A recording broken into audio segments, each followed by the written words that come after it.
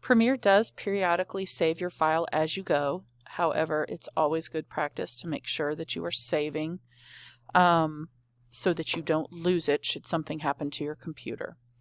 When it is time for you to finish or check it in real format, you're going to go to the File menu and choose Export and Media. One thing that you need to make sure that you have, let me hit cancel here. Up here in the timeline, you see the yellow bar. Make sure that it is the same length as your video. Okay, so Export Media.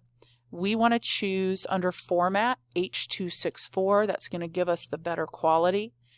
We also, for most of our stuff, we want to choose YouTube 1080.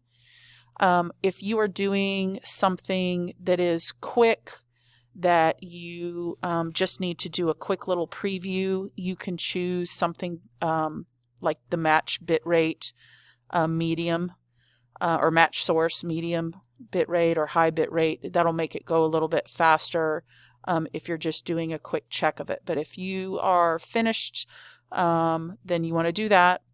Don't just hit export. You need to come here with the output name.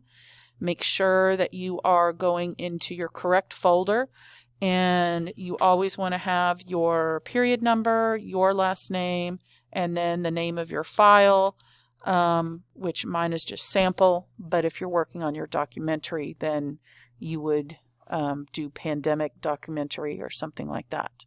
And hit save and export. And depending on the length of your video, that's going to determine the length of time that this takes. Mine isn't very long because it is just a sample, so it should be going pretty quick.